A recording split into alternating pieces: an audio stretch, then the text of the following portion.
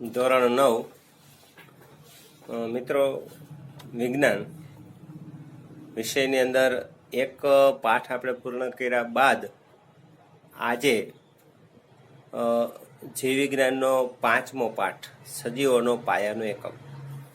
તો સજીવનો પાયાનો એકમ તો આપણે ખબર છે કે ક્રિયાત્મક અને પાયાનો એકમ કોષ છે. તો કોષની વાત કરવી છે. સૌ પ્રથમ તો પ્રશ્ન એમ થાય કે ભાઈ કોષ શબ્દનો અર્થ કેવી રીતે નક્કી કર્યો? તો કોષ શબ્દ છે એ લેટિન શબ્દ ઉપરથી બનાવેલો છે. લેટિન શબ્દમાં સેલ્યુલા માંથી મેળવેલો છે અને જેનો અર્થ આમ થાય રૂમ અથવા તો નાનો ઓરડો. રોબર્ટ હુક નામના જીવ વૈજ્ઞાનિકે લગભગ 1665ની સમયગાળામાં, આમ અંગ્રેજ વૈજ્ઞાનિક છે, પ્રાથમિક સૂક્ષ્મદર્શક યંત્ર એટલે માઇક્રોસ્કોપની અંદર બાટલીના બૂચના પાતળા છેદનું નિરીક્ષણ કર્યું અને એ નિરીક્ષણ કર્યું અને એમાં ખાના જેવી રચના જેવી, મધપુડાના ખાના જેવી, અને એને એક એક ખાનાને સેલ કોષ તરીકે કરવાનું નક્કી કર્યું. અહીંયા ખૂબ જ અગત્યની નાની એવી બિન અગત્યની ઘટના સ્થાન જીવ વિજ્ઞાનના ઇતિહાસમાં ખૂબ અગત્યનું હતું. એટલે રોબર્ટ હુકે જોયું કે સજીવોમાં ભિન્ન ભિન્ન એકમો છે.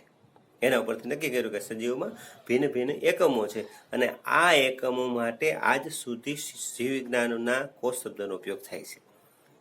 ત્યાર પછીની વાત આવી તો જુદા જુદા વૈજ્ઞાનિકોની થોડીક વાત કરી લઈએ આપણે. આપણા કોર્સમાં વૈજ્ઞાનિકો છે કે ભાઈ વૈજ્ઞાનિકોનો જીવ વિજ્ઞાનમાં ફાળો શું છે, એનું કાર્ય શું છે. તો સૌપ્રથમ રોબર્ટ હુકની વાત કરી તો ભાઈ અંગ્રેજ વૈજ્ઞાનિકે જાતે સૂક્ષ્મદર્શક યંત્રની રચના કરી અને તેમાં ઓકની છાલ, એક વૃક્ષ છે બૂચ કહેવાય એને, એના નિર્જીવ કોષો જોયા અને આ બૂચની મધપુડાના ખાનાઓ જેવી રચના જોઈ અને આ વૈજ્ઞાનિકે સૌ પ્રથમ કોષ નામ આપ્યું. એટલે કોષેનો સૌ પ્રથમ રજૂ કોણે શબ્દ કર્યો હતો? Robert Hooke. ત્યાર પછીના આપણે સાયન્ટિસ્ટ વૈજ્ઞાનિકને લઈ તો લ્યુહેન હોક. તો આ વૈજ્ઞાનિકે જાતે જ સૂક્ષ્મદર્શક યંત્ર બનાવી અને તેમાં સૌપ્રથમ વખત બેક્ટેરિયા એટલે જીવાણુ, બેક્ટેરિયા સહિત ઘણા સૂક્ષ્મ જીવોનો અભ્યાસ કર્યો. વિદ્યાર્થી મિત્રો, અહીંયા તમને એ ખબર પડવી જોઈએ કે માઇક્રોસ્કોપ છે, સૂક્ષ્મદર્શક યંત્ર, તે કામ શું કરે છે? તો અતિશય નાની વસ્તુને વિશાળ કદમાં, મોટા આકૃતિમાં એનો અભ્યાસ કરવામાં આપણને મદદરૂપ થાય છે. ત્યાર પછી એને આવા સૂક્ષ્મદર્શક યંત્રની મદદથી કોષ કેન્દ્રનું નિરીક્ષણ કર્યું કોષની અંદર. ત્યાર પછી એમાં રોબર્ટ બ્રાઉન. તો આ વૈજ્ઞાનિકે વનસ્પતિ કોષમાં લાક્ષણિક ગોળાકાર કાયને કોષ કેન્દ્ર તરીકે ઓળખ્યું. ત્યાર પછી પરકિંજ આવ્યો. તો પરકિંજ વૈજ્ઞાનિક કોષમાં રહેલા જીવંત પ્રવાહીને, દ્રવ્યને પ્રોટોપ્લાઝમ એટલે જીવરસ નામ આપ્યું. એટલે જો એક પછી એક કોષ કેન્દ્રનો અભ્યાસ કર્યો, પછી જીવરસનો. ત્યાર પછી સ્લાઇડેન અને સોન નામના જીવશાસ્ત્રીએ કોષવાદની રજૂઆત કરી. કોષવાદ રજૂ કરનાર સૌપ્રથમ વૈજ્ઞાનિક. તો એણે આધુનિક કોષવાદ રજૂ કર્યો અને આમ સમજાવ્યું કે ભાઈ પૂર્વ અસ્તિત્વ ધરાવતા કોષોમાંથી નવા કોષોનું સર્જન થાય છે. તો આ રીતે ત્યાર પછી જોઈ તો કેમિલો ગોલ્ગી. તો આ વૈજ્ઞાનિકે ગોલ્ગી પ્રસાધનનું સૌપ્રથમ અવલોકન અને વ્યવસ્થિત રીતે એનું વર્ણન કરેલું છે. તો આ રીતે અહીંયા 6 કે 7 વૈજ્ઞાનિકોની વાત આપણે કરી. તો આ પાઠમાં આપણે વાંચન કરી અને એનું મહત્વ યાદ રાખવું જરૂરી છે. પ્રશ્ન નંબર 5ની વાત કરી તો સજીવોમાં કાર્યની વહેંચણી. દાખલા તરીકે અમીબા છે તે પોતાનું કાર્ય કેવી રીતે કરે છે, અથવા તો ઉચ્ચ સજીવોની જેમ એક કોષી સજીવોમાં પણ શ્રમની વહેંચણી થયેલી હોય છે તે બાબતે સમજાવો. તો આપણે જાણીએ છીએ કે સજીવોના કદ અને આકાર તેના વિશિષ્ટ કાર્ય સાથે સંબંધ ધરાવતા હોય છે. તો વિવિધ કાર્ય કરવા માટે કોષો પોતે ચોક્કસ કદ અને નિશ્ચિત આકાર ધારણ કરે. દાખલા તરીકે અમીબા છે, અમીબા જેવા પ્રાણીના કોષોનો આકાર સતત બદલાતો રહે છે. એક કોષી પ્રાણી હોવાથી તેમાં ઉચ્ચ સજીવોની માફક પેશી, અંગ, તંત્ર કે સ્વરૂપી આયોજન, કોઈ પણ તંત્રનું આયોજન હોતું નથી, પરંતુ ચોક્કસ કાર્ય કરવા માટે ચોક્કસ કોષીય અંગિકાઓ આવેલી હોય છે. તો તો કોષમાં ચોક્કસ દ્રવ્યનું નિર્માણ કણોનું પાચન, કોષમાંથી ઉત્સર્ગ દ્રવ્યને દૂર કરવા વગેરે કાર્ય ચોક્કસ અંગિકા વડે થાય છે. આ જ રીતે બહુકોષી સજીવોમાં કાર્ય કરવા માટેની વહેંચણી જોઈએ તો શ્રમ વિભાજન થયેલું જોવા મળે છે. દાખલા તરીકે મનુષ્ય શરીરના જુદા જુદા તંત્રો કે ભાગો દ્વારા જુદા જુદા કાર્ય કરાય છે. અહીંયા આગળ હૃદય તો રુધિર પરિવહન તંત્રનું, જ્યારે જઠરની વાત કરું તો ખોરાકના પાચન કરવાનું કાર્ય કરે. આવા સજીવોમાં કોષોનો આકાર પણ નિશ્ચિત કે ચોક્કસ આકારના જોવા મળે છે, જેમ કે ચેતાકોષ, રક્તકણ, વિવિધ પ્રકારના સ્નાયુ કોષો. તો આમ એક કોષી સજીવોમાં અંગિકા સ્તરે, જ્યારે બહુકોષીય સજીવોમાં પેશી, અંગ કે તંત્ર કક્ષાએ શ્રમ વિભાજન થયેલું હોય છે, ત્યારે આ પ્રકારની આપણે કામની વહેંચણી ધ્યાનમાં લઈ શકાય છે. ત્યારબાદ કોણે કોષોની શોધ કરી આગળ જોયું, અને કેવી રીતે? તો રોબર્ટ હુક નામના જીવશાસ્ત્રી કોષોની શોધ કરી. અને એ કેવી રીતે? તો વૈજ્ઞાનિક જાતે તૈયાર કરેલા માઇક્રોસ્કોપના ઓક વૃક્ષની છાલની ઉપયોગ કરી અને પાતળી સીડીઓનું અવલોકન કરી, અને અવલોકનમાં જોવા મળ્યું કે ભાઈ મધપુરાના ખાનાની જેમ એમાં રચના ખાનાઓ જોવા મળી, અને આ દરેક ખાનાઓ તેને કોષ તરીકે ઓળખાવ્યા. વિદ્યાર્થી મિત્રો, પ્રશ્ન નંબર 7ની વાત કરવા આગળ. તો પ્રશ્ન એવો છે કે શા માટે કોષોને સજીવોનો બંધારણીય તથા ક્રિયાત્મક એકમ છે? આમ તમે જોવા જાય તો કે કોષ શું છે, તો આપણે વ્યાખ્યામાં એવું લખતા કે સજીવનો બંધારણીય તેમજ ક્રિયાત્મક એકમને કોષ કહે છે. તો શા માટે? તો એક કોષી સજીવ એક જ કોષના બનેલા હોય છે અને બધા જ પાયાના કાર્યો કરવાની ક્ષમતા ધરાવે છે. ઉચ્ચ કક્ષાના બહુકોષી સજીવો પેશી, અંગ કે તંત્ર કક્ષાનું આયોજન ધરાવતા હોવા છતાં તેમના જીવનની શરૂઆત યુગ્મનજ એટલે ફલિતાંડથી થાય છે. બહુકોષી સજીવોમાં શ્વસન, પ્રકાશ સંશ્લેષણ, પ્રજનન કાર્યો કોષીય સ્તરે જોવા મળે છે. આથી કોષને સજીવનો બંધારણીય તેમજ ક્રિયાત્મક એકમ તરીકે ઓળખવામાં આવે છે. ત્યાર પછી આપણે જોઈએ તો કોષનું આયોજન કેવી રીતે થાય છે? 2 માર્ક્સનો પ્રશ્ન પૂછાય. તો દરેક કોષમાં મુખ્ય રચનાત્મક ભાગો કોષ રસપટલ, આ એની અંદર આવેલી અંગિકાના નામ છે, કોષ રસપટલ, કોષ કેન્દ્ર અને કોષરસ હોય છે. હવે કોષરસ કોષના વિવિધ કાર્યો માટે વિશિષ્ટ ઘટકો ધરાવે છે, તેને અંગિકાઓ કહેવાય. દાખલા તરીકે કણાભસૂત્ર, આ બધી અંગિકાઓ નામ: અંતકોષ રસજાળ, ગોલ્ગી પ્રસાધન, લાઇસોઝોમ, રિબોઝોમ, આ બધી જ અંગિકાઓ છે. આમ વિવિધ અંગિકાઓ સહિત કોષરસ, કોષ કેન્દ્ર અને કોષને ઘેરતા કોષરસ પટલ દ્વારા કોષનું આયોજન થાય છે. આ આયોજનથી કોષની બધી પ્રવૃત્તિઓ અને કોષની તેમના પર્યાવરણ સાથે આંતરક્રિયાઓ શક્ય બને છે. ત્યાર પછીનો પ્રશ્ન છે કોષ રસ પટલનું સ્થાન. આ બધી અંગિકાઓ છે અને લાક્ષણિકતા એટલે એના ગુણધર્મના કાર્યો જણાવો. તો કોષ રસ પટલનું સ્થાન શરીરની અંદર ક્યાં હોય? તો કોષ રસ સ્તર છે એ કોષ રસનું સૌથી બહારનું આવરણ છે. કોઈ પણ કોષ બને તો બહારનું આવરણ. પ્રાણી કોષમાં તે સૌથી બહારના સ્તર તરીકે હોય, જ્યારે જીવાણુ કોષ એટલે બેક્ટેરિયા અને વનસ્પતિ કોષમાં તે કોષ દિવાલની અંદર આવેલું હોય છે. લાક્ષણિકા તો કોષ રસ સ્તર જીવંત હોય, પાતળું અને સ્થિતિસ્થાપક, નાજુક અને પસંદગીમાન પ્રવેશશીલ પટલ કલા આવરણમાં ધરાવે છે. એના કાર્ય ખૂબ જ અગત્યના. કોષરસ તો કોષને તેના બાહ્ય પર્યાવરણથી અલગ રાખે છે, કોષના અંદરના દ્રવ્યને આવરણ પૂરું પાડે છે. કોષ સ્તરનું મુખ્ય કાર્ય કોષમાં પ્રવેશતા અને કોષની બહાર નીકળતા દ્રવ્યના નિયમન કરવાનું છે. ઓક્સિજન વાયુ અને કાર્બન ડાયોક્સાઇડ વાયુ જેવા વાયુઓ પ્રસરણ દ્વારા કલા એટલે આવરણમાંથી પસાર થાય છે. પાણીના અણુઓ આશ્રુતિ દ્વારા કોષરસ પટલમાંથી પસાર થાય છે. તો આ રીતે એના કાર્યો આપણે વર્ણવી શકાય. ફરીથી આગળના પ્રશ્નમાં વાત કરવાની છે કે પ્રસરણ એટલે શું, અને કોષના વાયુ વિનિમય આધારે સમજાવો 2 ગુણમાં. તો પ્રસરણની વાત કરવી તો કોઈ પણ દ્રવ્યના કોઈ પણ પદાર્થના અણુઓ તેમના વધુ સંકેન્દ્રણ તરફથી, યાદ રાખજો, વધુ સંકેન્દ્રણ તરફથી તેમના ઓછા સંકેન્દ્રણ તરફ ગતિ કરે છે. તો આ ક્રિયાને પ્રસરણ કહે છે, ડિફ્યુઝન. ફરીથી કોઈ પણ પદાર્થના અણુઓ તેમના વધુ સંકેન્દ્રણ તરફથી તેમના ઓછા સંકેન્દ્રણ તરફ ગતિ કરે તો આ ક્રિયાને પ્રસરણ કહે છે.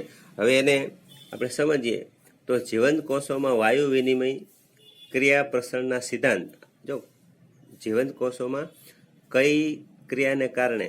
તો પ્રસરણના સિદ્ધાંત મુજબ થાય. દાખલા તરીકે કોષની અંદર થતા શ્વસનને પરિણામે કાર્બન ડાયોક્સાઇડ વાયુ ઉત્પન્ન થાય છે. આથી કોષની અંદરના વિસ્તારમાં વધુ માત્રામાં CO2 નો સંચય એટલે સંગ્રહિત થતા CO2 ની સાંદ્રતા વધે છે. એટલે CO2 નું ઉત્સર્ગ દ્રવ્ય છે, એ ઉત્સર્ગ દ્રવ્ય એટલે બહાર નીકળે છે, કોષ દ્વારા તેમનો નિકાલ જરૂર છે. સાપેક્ષમાં કોષની બહારના પર્યાવરણમાં CO2 ની સાંદ્રતા ઓછી હોય છે. આમ થવાથી કોષની અંદરના વધુ સાંદ્રતા ધરાવતા વિસ્તારમાંથી CO2 બહારના ઓછી સાંદ્રતા ધરાવતા પર્યાવરણમાં પ્રસરણ પામે છે. એટલે આ રીતે શરીરમાંથી કાર્બન ડાયોક્સાઇડ વાયુનું બહાર કેમ આવવું એની વાત કરી. આ જ પ્રમાણે પ્રસરણ દ્વારા પર્યાવરણમાંથી ઓક્સિજન વાયુ કોષમાં પ્રવેશે પામે છે. તો પ્રસરણની ક્રિયા કોષો વચ્ચે તેમજ કોષો અને પર્યાવરણ વચ્ચે થતા વાત વિનિમયમાં મહત્વનો ભાગ ભજવે છે. ત્યારબાદ 11મા પ્રશ્નની વાત પછીના આપણે વિડીયો સેશનમાં કરીશું. વિદ્યાર્થી મિત્રો, પ્રશ્ન નંબર 11માં પરસ્પર સાંદ્રતાના ધોરણે દ્રાવણના પ્રકાર સમજાવો, અથવા તો સાંદ્રતાના આધારે દ્રાવણના પ્રકાર સમજાવો. તો પરસ્પર સાંદ્રતાના ધોરણે આપણે દ્રાવણના 3 પ્રકાર લઈ શકાય. દ્રાવણના પ્રકાર 3 છે. સમસાંદ્ર દ્રાવણ, એને અંગ્રેજીમાં આઇસોટોનિક દ્રાવણ કહેવામાં આવશે. પછી બીજા પ્રકારનો અધોસાંદ્ર, સમસાંદ્ર, અધોસાંદ્ર અને અધિસાંદ્ર. આ ત્રણેય અગત્યના પ્રકારો છે. આમ ઇંગ્લિશમાં જોવા જાય તો આઇસોટોનિક દ્રાવણ, હાઇપોટોનિક દ્રાવણ અને હાઇપરટોનિક દ્રાવણ. હવે સમસાંદ્રની વાત કરીએ તો બંને દ્રાવણોની સાંદ્રતા એકસરખી હોય અને બંને દ્રાવણોમાં પાણીની સાંદ્રતા સરખી હોય છે. તો તેવા દ્રાવણોને આપણે સમસાંદ્ર દ્રાવણ કહીશું. અધોસાંદ્ર દ્રાવણની વાત કરીએ તો હાઇપોટોનિક દ્રાવણ, જે દ્રાવણની સાંદ્રતા બીજા દ્રાવણની સાંદ્રતાની સરખામણીમાં ઓછી હોય. અહીંયા પહેલી જગ્યાએ આપણે કીધું હતું કે બંને દ્રાવણોની સાંદ્રતા સરખી હોય. સાંદ્રતા એટલે કોઈ પણ બે સરખા માપમાં બીકર લઈ અને સરખું સ્વયં પાણી લઈ અને સરખા પ્રમાણમાં મીઠું કે ખાંડ ઓગાળો, એ સરખી જ એની જે તીવ્રતા હોય, આપણે દાખલા તરીકે ટેસ્ટ કરીએ એની મીઠાશ હતો તો મીઠું હોય તો ખારા સરખી હોય તો એ સરખી સાંદ્રતા કહેવાય. પણ એક પાત્રમાં ઓછું મીઠું નાખીને હલાવી અને બીજામાં વધારે મીઠું નાખી તો બંનેની સાંદ્રતા એટલે પ્રવાહીમાં રહેલા કણોની સાપેક્ષમાં આપણે ટેસ્ટ કરીશું તો એકમાં વધારે ખારું લાગે છે, એકમાં ઓછું લાગે છે. તો અહીં બીજી વખત આપણે અધોસાંદ્રની વાત કરી તો જે દ્રાવણની સાંદ્રતા બીજા દ્રાવણની સાંદ્રતામાં સરખામણીમાં ઓછી હોય, કે જે દ્રાવણમાં બીજા દ્રાવણની પાણીની સાંદ્રતા કરતાં વધારે પાણી હોય તેવા દ્રાવણને અધોસાંદ્ર કહેવાય. દાખલા તરીકે 2 ગ્લાસ પાણીના ભરી પોણા ભાગના અને એની અંદર 1 ચમચી મીઠું નાખો, પછી બીજા ગ્લાસમાં જો આપણે પાણી વધારે ઉમેરવામાં આવશે તો એની સાંદ્રતા ઓછી થશે, એટલે ખારાશ આપણને ઓછું લાગશે. ઘણી વખત આપણે લીંબુ શરબત બનાવતા હોય તો જ્યારે ગળ્યું વધારે થઈ જાય અથવા તો ખારું વધારે થઈ જાય તો આપણે પાણી ઉમેરીએ છીએ તો એ અધિસાંદ્ર દ્રાવણ થઈ ગયું કહેવાય. તો અહીંયા આગળ ત્યાર પછીની વાત કરી, અધોસાંદ્રની વાત કરી. હવે અધિસાંદ્ર, તો અહીંયા જે દ્રાવણની સાંદ્રતા બીજા દ્રાવણની સાંદ્રતાની સરખામણીમાં વધુ હોય, જે દ્રાવણમાં બીજા દ્રાવણની પાણીની સાંદ્રતા કરતાં ઓછું પાણી હોય તો તેવા દ્રાવણને અધિસાંદ્ર દ્રાવણ કહે છે. આ દ્રાવણના 3 પ્રકારો આપણે 3નો અભ્યાસ કરીએ: આઇસોટોનિક દ્રાવણ, હાઇપોટોનિક દ્રાવણ અને હાઇપરટોનિક દ્રાવણ. ત્યાર પછીનો પ્રશ્ન છે કે જુદી જુદી સાંદ્રતાવાળા દ્રાવણની પ્રાણી કોષ અને વનસ્પતિ કોષ પર થતી અસરો સમજાવો, અથવા તો આશ્રુતિ અને એ પસંદગીમાન પ્રવેશશીલ પટલ દ્વારા પ્રસરણનો વિશિષ્ટ પ્રકારની ક્રિયા સમજાવો. તો જુદી જુદી સાંદ્રતાવાળા દ્રાવણની કોષ પર થતી અસરો જોઈએ તો જો કોષને હાઇપોટોનિક એટલે કેવું દ્રાવણ કીધું આગળ આપણે? હાઇપોટોનિક, તો અધોસાંદ્ર. તો અહીં આગળ હાઇપોટોનિક કોષની અંદરના દ્રાવણ કરતાં પાણીની વધારે સાંદ્રતા ધરાવતા દ્રાવણમાં મૂકવામાં આવે ત્યારે આ ઘટનામાં વધારે પાણી કોષમાં દાખલ થાય છે. એકંદરે પરિણામ જોતા પાણીના શોષણથી કોષ ફૂલે છે. એટલે ટૂંકમાં બહાર જો સાંદ્રતા વધારે તો અંદર ઓછી હોય તો બહારથી અંદર તરફ એનું વહન થશે. હવે જો કોષને આઇસોટોનિક, કોષની અંદરના દ્રાવણ જેટલી પાણીની સાંદ્રતા ધરાવતા દ્રાવણમાં મૂકવામાં આવે ત્યારે પાણી કોષ કલામાંથી એટલે કોષોના આવરણમાંથી બંને દિશામાં પ્રસાર થશે. જેટલું પાણી કોષમાં દાખલ થાય છે એટલું જ પાણી કોષની બહાર નીકળે છે. આથી કોષના કદમાં કોઈ ફેરફાર થશે નહીં. ત્યારબાદ આપણે જોઈએ એમાં ત્રીજું, તો જો કોષને હાઇપરટોનિક, તો કોષની અંદરના દ્રાવણ કરતાં પાણીની ઓછી સાંદ્રતા ધરાવતા હોય તો દ્રાવણમાં મૂકવામાં આવે ત્યારે પાણી કોષ કલામાંથી બે દિશામાં પ્રસરણ પામે. એકંદરે પરિણામ એવું જોવા મળે કે કોષમાંથી વધારે પાણી બહાર નીકળે, અંદરની સાંદ્રતા વધારે છે એટલે, અને અંતે કોષ સંકોચાઈ જાય છે. આ ઘટના નીચે આકૃતિ દ્વારા આપણે સમજીએ તો અહીંયા જોઈ છે પાણી, આ કોષો છે એમાંથી H2O છે, જો રસ સ્તર છે અહીંયા આગળ. અત્યારે આ 12 તમે આકૃતિ, હવે એને એવું કીધું છે, એ આકૃતિમાં શું કીધું છે કે સમસાંદ્ર સ્થિતિમાં પાણીનું ચોખ્ખું પ્રસરણ થતું નથી. બીજીમાં અધોસાંદ્ર સ્થિતિમાં પાણી કોષમાં પ્રવેશે છે, જે આશ્રિત દાબને કારણે ફાટી શકે, જો અંદર ફૂલે છે, બહારથી અંદર પાણી આવે છે. ત્રીજી વખત અધિસાંદ્ર સ્થિતિમાં પાણી કોષની બહાર નીકળે છે, એટલે કોષ સંકોચાઈ જાય છે. તો આ રીતે જુદી જુદી સાંદ્રતાવાળા દ્રાવણની પ્રાણી કોષ પર થતી અસરોની વાત. પછી એવી જ રીતે વનસ્પતિ, આ કોષ દિવાલની વાત કરી, જે પ્રાણી કોષ ઉપર શું અસર થાય છે. તો અહીંયા જો કે સમસાંદ્ર સ્થિતિમાં પાણીનું ચોખ્ખું પ્રસરણ થતું નથી. અહીં રસધાની છે, કોષ કેન્દ્ર, આ બધા કોષ અંગિકાઓ છે. અધોસાંદ્ર સ્થિતિમાં રસધાનીઓ પાણીથી ભરાઈ જાય છે, અહીં ફૂલે છે કોષ. આ સ્થિતિ જે ઉપરની સ્થિતિ છે એ અહીં બતાવી છે. અધિસાંદ્ર દ્રાવણમાં રસધાનીઓ પાણી ગુમાવે છે, એટલે સંકોચાઈ જાય છે, અને પાણી ગુમાવે એટલે કોષ રસ સંકોચાય છે, એટલે રસ સંકોચનની પ્રક્રિયા બતાવે. એટલે જુદી જુદી સાંદ્રતાવાળા દ્રાવણની વનસ્પતિ કોષ પર થતી અસરો સમજાવી છે. તો આ રીતે 2 પ્રશ્ન અહીંયા પૂરા કરીએ છીએ. આગળનો પ્રશ્ન જોઈએ તો આશ્રુતિ. આશ્રુતિ એટલે શું? આશ્રુતિ ક્રિયાનું એક ઉદાહરણ આપી અને આશ્રુતિ ક્રિયાનું મહત્વ સમજાવવાનું છે. તો આશ્રુતિ એ વિશિષ્ટ પ્રકારનો એક પ્રસરણનો પ્રકાર છે. વ્યાખ્યા બરોબર સમજીએ. આશ્રુતિની વ્યાખ્યા કે 2 જુદી જુદી સાંદ્રતા ધરાવતા દ્રાવણ વચ્ચે મૂકવામાં આવેલ અર્ધ પ્રવેશશીલ પટલ, એટલે એક પ્રકારનું આવરણ દ્વારા પાણીના અણુઓ પોતાના વધારે સાંદ્રતા ધરાવતા વિસ્તારમાંથી ઓછી સાંદ્રતા ધરાવતા વિસ્તારમાં પ્રસરણ પામે છે. આ ક્રિયાને આશ્રુતિ અથવા તો રસાકર્ષણ કહે છે.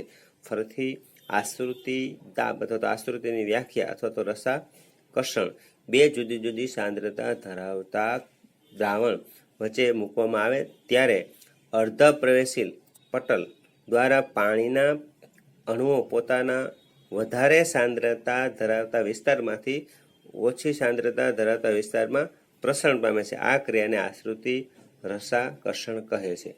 હવે આશ્રુતિ